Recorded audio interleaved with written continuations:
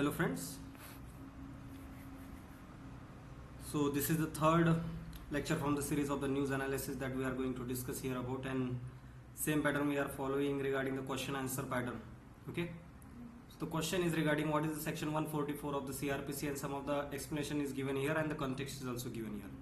So what is the context? That recently the Chief Minister of the Maharashtra Uddhav Thackeray has announced a mini lockdown in the state for the 15 days, and he said that the guidelines will be in the guidelines the major focus will be on the section 144 of the CRPC, and this section 144 of the CRPC will be imposed for the 15 days.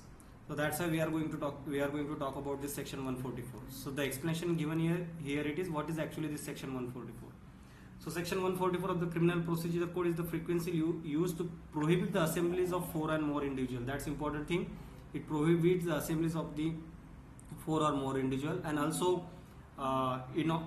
it can order the mobile companies to block voice also, SMS and internet communications also. That's also important thing here. Next, that district magistrate or subdivision magistrate or any kind of authority which will be empowered by the state government particularly on its half to issue the order to prevent and address the urgent cases of apprehended danger and impose section 144. So district magistrate, sub-district magistrate or any executive authority which is empowered by the state government can impose section 144. Then no order can be passed under section 144 to enforce any kind of a restriction which will be more than 2 months. So the maximum will be 2 months. It can be more than 2 months. But state government can extend it in emergency cases, but it will not be more than the 6 months. That's the important thing. Most at max it will be 6 months only. During COVID times we have seen that it was extended more than 2 months. So state government in emergency condition can do that. So the question here can be, consider the following statement with regards to the section 144 of the CRPC, and some of the statements given here are that it prohibits the assembly of 4 and more individual, right? Correct statement. First statement is correct. Then it empowers the superintendent of police to impose to order it. Section 144 is restriction under section 144. Wrong. We have seen that it can be district magistrate or a sub district magistrate who is doing that. So statement 2 is wrong. Third one is no order is passed and which can be for more than 2 months. So third statement is also correct. The answer is C, 1 and 3 only. Next is we are talking about the Lokayukta. Why we are talking about particularly the Lokayukta? Because the Kerala minister, not the chief minister, sorry, the Kerala minister of higher education and minority, he has just resigned after Lokayukta found him guilty of nepotism. So he has to resign. That's why we are talking about this Lokayukta. So what is Lokayukta? It is an anti-corruption authority or ombudsman. Okay, it is the anti-corruption authority, the ombudsman also, and there are two important things that it does. That is particularly investigate the matter, and second, what is that? It acts as a grievance redressal mechanism. Public grievances, it addresses the public grievances. Grievances means complaints, so it addresses the public complaints. So two important things are done: investigation and addressing the public grievances. So Genesis here given that the first Administrative Reforms Commission in 1968, which was headed by the Morarji Desai, which recommended to establish the Lokayukta. Even this 2013 Act of Lokpal and Lokayukta, it is also called as the Lokpal Act, that we know after the Anna Hazare protest and all. The Lokpal Act was passed in 2013, and it has it established both the offices Lokpal and Lokayukta. Lokpal at the national level, Lokayukta at the states level. So I already told it. It is established for two things: the investigation and also the grievance redressal matters. And who can be appointed as a Lokayukta? So Lokayukta is usually a former High Court Chief Justice and or the former Supreme Court Judge, and they will have the fixed tenure. So these people can be appointed as a Lokayukta. Then how its selection happened? Actually, Chief Minister select. Chief Minister does not appoint. Appointment is done by the governor. Remember that thing. The appointment is made by the governor, but Chief Minister selects the person, and it consults with some of the people like High Court Chief Justice, then the Speaker of the Legislative Assembly, the Chairman of Legislative Council, then Leader of Opposition also. He also consulted, and Leader of Opposition in the Legislative Council also. The both Leader of Opposition in the Assembly and Legislative Council, they will be consulted. After this, Chief Minister recommend this matter to Governor, and Government appoint that person, that person as a Lokayukta of the state.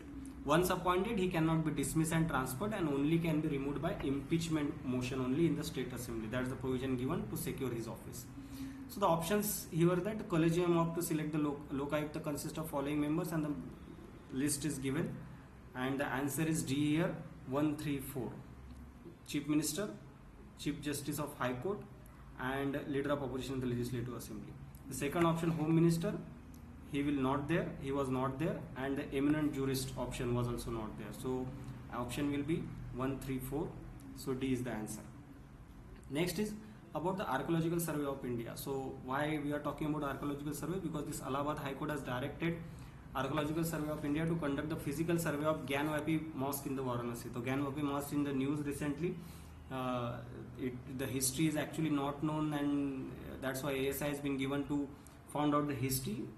It is that is a conflict because it is said to be found on the place of that Kashi Vishwanath temple, but no one actually has that confirmed proof of that Kashi Vishwanath temple was destroyed partially, and this Gyanvapi mosque was built there. So that's why Allahabad High Court has directed ASI to conduct a physical survey so that we can have a solid proof whether this theory of destruction and construction of Gyanvapi mosque is correct or not. So the explanation is regarding the Archaeological Survey of India is given here, that it is an attached agency of the Ministry of Culture. So what are the main purposes of Archaeological Survey? It is regarding the research and conservation, protection and preservation of ancient monuments and archaeological sites. That's the main function of this Archaeological Survey of India, ASI. And under which act it does? It does under the Act of Ancient Monuments and Archaeological Sites and Remains Act 1958. Actually, the first time it was established in 1861, but it was made statutory only after the independence. So it has made statutory under this AMASR Act 1958, the same act here at all, Ancient and Monument Archaeological Sites and Remains Act 1958. Under that only this became a statutory body. Otherwise, it was established in 1861 by James Cunningham. He was the British Army engineer who established it actually. And also it regulates the Antiquities and Art Treasury Act 1972. So these are the functions of these bodies. Who heads it? It is headed by the Director General and is headquartered at the New Delhi. So ASI has more than 3,500 protected monuments and archaeological sites of natural importance that it protects and preserves in a current situation. So option, the question here is given that choose the correct statement. The three statements are given. The Archaeological Survey of India is an attached agency of Ministry of Environment, which is actually wrong. It is an attached agency of Ministry of Culture. It is an executive body since independence, wrong. It is a statutory body. So first, second statement wrong. Third is headed by the Director General, right, and it is headquartered at Allahabad, wrong, because it is headquartered at Delhi. So all the three statements are wrong. The answer is D here. It is not 1, 2, 3, 4. It should be A, B, C, D. So answer is D, none of the above.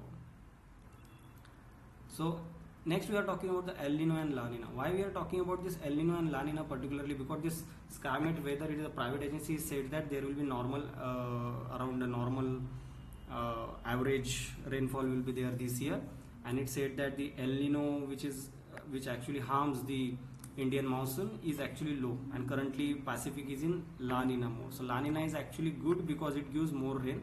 El Nino is not good because it actually harms the Indian monsoon. So here it is given El Nino and La Nina. Here it is the Pacific Ocean, Central Pacific Ocean. So, and this is La Nina. We can see both are actually opposite to each other. So that's why we are going to discuss about El Nino and La Nina here. What is El Nino? It is actually a complex weather pattern which is a part of this El Nino Southern Oscillation. So what happens in El Nino actually? The Central Pacific Ocean, that the eastern it happens in the Central Pacific Ocean, but the Eastern Pacific, tropical Pacific Ocean becomes warm in the El Nino. So when it becomes warm, so that's why it is called as the warm phase, and it harms the monsoon. So La Nina is exactly opposite to El Nino because La Nina is a cool phase. El Nino was the warm phase, La Nina is the cool phase. So, and it deals with the unusual cooling of the tropical Eastern Pacific. We have seen in El Nino it is warming of tropical Eastern Pacific. In La Nina it is the cooling of tropical Eastern Pacific. Then La Nina even may last between 1 year to 3 years. That's important. It may 1 year to 3 years, but El Nino, which is not more than 3 years. That's the important thing here, that with the geographical that you have to remember. Then the statements are given here regarding El Nino and La Nina. Both the statements are wrong because they are reversed. Here it is La Nina, which is called as unusual warming, which is wrong because La Nina is cooling, and El Nino it is called as a cool phase, which is wrong because El Nino is a warm phase. So both statements are wrong. The answer is D, none of the above. Then we are talking about the enforcement director. Why we are talking about this? Because enforcement director has conducted a simultaneous raid on the 4 different places in Tripura now, and they are found at this unaccounted Indian and Bangladeshi currencies. That's why we are talking about this ED, enforcement director. It is in news because it has been criticized that government is using ED to silence its criticism. So what is ED? That it is an disciplinary organization which actually deals with the two laws. The two laws of Foreign Exchange Management Act and Prevention of Money Laundering Act. So Foreign Exchange Management Act, what it does, it is a civil law having quasi-judicial power in which actually deals with the forex and unaccounted money. And this next Prevention of Money Laundering Act, which is a criminal law which deals with the unaccounted money where which is occupied by the money laundering. So it also has the power to confiscate the money also and arrest the person also which is unaccounted and which is occupied by the money laundering. Next we are talking about the S400. Why we are talking about it? Because the senior defense official said that S400 we will get it by end of the 2021 even though there is a COVID pandemic. So the explanation here is giving that in 2018 India signed a $5 billion USD deal with the Russia regarding the S400 trim missile system despite objection from the US. So from Russia we are getting this missile system. It is a missile system, remember, it is a trimmed missile system and S400. So it is a surface to air missile system and it is very dangerous and deployed in a modern long range surface to missile in the world. So longest surface to air missile system it is called as. So it is a long range also and it is very dangerous to operate. And the system can engage all types of aerial target. That's important, that all types here means like ballistic cruise missiles within the range of 400 km and altitude up to 30 kilometers, and it can even track 10 airborne targets at the one time simultaneously, and it can engage 6 out of these 100 simultaneously. That's why it is called as the deadly, one of the deadly in the world. And even the American fighter aircraft, one of the fastest fighter aircraft, what F-35, the US fighter aircraft, it can even target that also. That's why America was opposing it. So the question here is the term S-400 denotes the, now we know that it's regarding the missile. So what is that? It is an air defense missile system of the Russia. So B is the answer here. Then we are talking about the Kumbh. Here we are talking about the art and culture. So the Kumbh was in news because it is going on in Hyderabad and very sorry, it is going on in Haridwar, not Hyderabad. It is going on in Haridwar, and there are rising cases on the corona cases going on in the Kumbh, and people are very concerned regarding the violation of the what we can call it, the rules regarding the COVID, or violation of the precaution that has to be taken regarding the COVID. That's why it was in news. So it comes under the UNESCO representative list of intangible cultural heritage also. And next, here it is that it's the largest peaceful congregation of the pilgrims in the world, where the people take deep into the sacred water. So where it takes Godavari in the Nashik, then Shipra river in the Ujjain, then Ganga is in Haridwar, and at the Sangam. Sangam is the confluence of Ganga, Yamuna and Saraswati at the Prayag. Prayag means Allahabad. So at these 4 places this happens, this Kumbh happened. So it is actually happened every 12 years, but there is something called as the Ardha Kumbh which happens every 6 years also. So normally it happens every year, but this time at Haridwar it is happening after 11 years because some kind of a specific auspicious date that came this year also, this year itself. That's why it's happening after the 11 years only, not the 12 years as usual. So here some of the options are given, that choose the correct option regarding the Kumbh Mela, and the points are given. It should not be 4, 5, 6. It is actually 1, 2, 3. And Kumbh Mela comes under UNESCO representative list of intangible cultural heritage humanity. So that statement is correct. Then it is held once in 6 years. Wrong. It holds once in 12 years. Only Ardha Kumbh happens once in 6 years.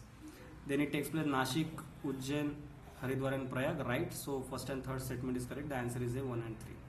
Next we are talking about the UAPA here. UAPA is Unlawful Activities Prevention Act. Because why we are talking about this? Because Shoma Sen, which is accused in the Bhima Koregaon case, and she has pleaded in the Bombay High Court to quash the order against her to prosecute under UAPA, Unlawful Activities Prevention Act. So explanation it is given regarding the UAPA that is passed in 1967, and it aimed at effective prevention of the unlawful activities association in India. So unlawful activities, which activities can be unlawful, which disturb the territorial integrity and sovereignty of India. It is not defined. What is territorial integrity and sovereignty is not defined. That's a problematic thing. So centers deems any activity as unlawful, and that person can be arrested under UAPA. Then the maximum, it can be death penalty also, and life imprisonment can be given as a punishment. And it is for the both Indian and foreign national. That's important. It is not just for the Indian national, it is also for the foreign nationals. So the charge sheet has to be filed in maximum 180 days of the arrest, and it can be extended if you are able to, investigation agency is able to convince the court that we need more time, then it can be extended. Otherwise, in maximum 180 days the charge sheet has to be filed. And after this 2004 amendment, the Terrorist Act was added in the UAPA, and any organization can be banned under the terrorist activities for terrorist activities. Sorry. Then in August 2019, Parliament cleared this Unlawful Activities Prevention Act to designate individual at the terrorist. That's important. In 2004 Act, it was just banning the organization. Here in 2019, it is regarding designating individual at the terrorist. So what are the challenges regarding this? That it allows the central government to name individual at the terrorist. So without judicial process. So central government is doing that, and what is the remedy provided against this order? That the person can approach to the government only, and government will establish the review committee. So approaching the government only, and the committee will be established by the government itself. So it is just a concentration of power. It is giving very ambit powers, wide ambit powers to the government, and it can act used as a silence the criticism against the government. And the question can be formulated with regards to that discuss the provision along with the challenges with regards to the UAP, and we have given the provisions and the challenges. Next is regarding the NATO, because the Washington top diplomats have recently said that foreign troops under NATO will command withdraw from Afghanistan by this September 11. So explanation regarding the NATO is that it is a military alliance. It was established by Washington Treaty, which was signed in 4th April 1949. Headquarter it is Brussels and Belgium. The headquarter of Allied Command Operation is Mons and Belgium. So next significance is that it depends on the mutual defense and collective defense. So collective defense and mutual defense shows that if any one country is attacked, the complete NATO will secure that country, will protect that country. That's the mutual defense or collective defense called as. So statements are given here regarding the NATO, and it is talking about which is the incorrect. The first statement is an intergovernmental political alliance, which is wrong. Actually, it is not a political alliance; it is a military alliance. So first statement itself is wrong. The answer is A. All the statements are correct. Then the next one is regarding the Quad. So Quad navies like US, Japan, Australia are already enjoy the high degree of operability. And there should be they can work on a plug and play mechanism. It is said by the Navy Chief Admiral Karambir Singh recently. Plug and play mechanism means they can, in any emergency condition, they can just come together and can protect each other. Okay, so that's the thing regarding the Quad. So explanation is given that what is Quad. Actually, it is an informal strategic dialogue between India, US, Japan and Australia, and it supports the free and open prosperous Indo-Pacific region. That's the important thing for important objective of the Quad. So here it is. We have seen that India is there. This India, then Australia, then USA and Japan. These countries are working together in the Indo-Pacific region. So idea was first given by the Japanese Prime Minister in 2007, but Australia was not ready to get into the Quad because of the Chinese pressure. But in 2012, again it is floated, Shinzo Abe floated the idea, which was that then he called it as a Democratic Security Diamond, which later became the Quadrilateral Group. Then in 2017, then these four countries come together and the Quad coalition was formed for the free to make Asia Pacific free of any influence which is targeted towards China. So significance of the grouping is that it is an opportunity for like-minded countries to come together and to project their mutual interest for an open Indo-Pacific region, to protect their interest and promote this open, free and Indo-Pacific region. Then interaction among India, Australia, Japan and US should not be seen as exclusive context. So actually these four countries are coming together through Quad, but it is not exclusive. At several places they come together, but Quad is one of the important thing in Indo-Pacific region that is happening in the current situation. So the members of the Quad group are, we already know the four members, and the options are given here. The option will be C 1, 3, 4, 6. 4 members only. So India 1, 3 Australia, 4 Japan, and 6 is USA. These are all the famous. The option will be C. 1, 3, 4, 6. The answer will be C. Thank you so much. If you like this video, please subscribe this channel, share the video, like the video, and write your suggestion on the comment section. Thank you so much.